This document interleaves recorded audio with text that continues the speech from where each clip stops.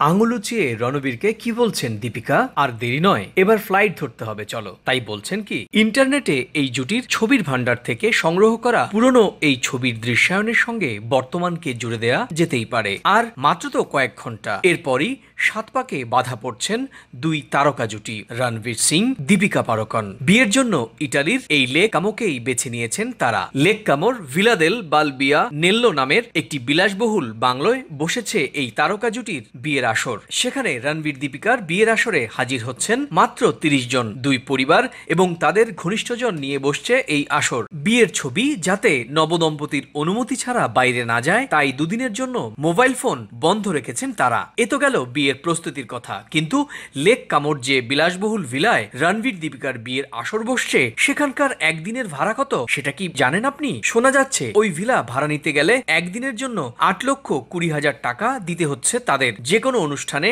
ওই ভিলায় ৮০ জন হাজির থাকতে পারেন। বন্দনা মোহন ওয়েডিং ডিজাইন কোম্পানি রয়েছেন রণবীর দীপিকার বিয়ের অনুষ্ঠানের মূল দায়িত্বে। তারাই সাজিয়েছেন ভিলাদেলের ওই বাংলোটি। নবদম্পতির বিছানা সহ গোটা ভিলাই সাজিয়ে তোলা হবে গোলাপ ফুল আর মোমবাতি দিয়ে। সোশ্যাল সাইটে ভাইরাল হওয়া একটি ভিডিওতে দেখা গিয়েছে তার এক ঝলক। নভেম্বরে বিয়ে সেরেই মধুচন্দ্রিমায় যাবেন তারা। শোনা যাচ্ছে জুটি বেঁধে বিদেশেই নাকি থেকে যাচ্ছেন তারা, তবে কোথায় থাকছেন তা এখনো নিশ্চিত নয়। আগামী ডিসেম্বরেই বসবে বলিউডের এই জুটির রিসেপশনের আসরও। বেঙ্গালুরুতে ১ ডিসেম্বর হবে সেই রিসেপশন, আর তার পরদিন মুম্বাইতে হবে দ্বিতীয় রিসেপশন পার্টি। প্রথম কলকাতা।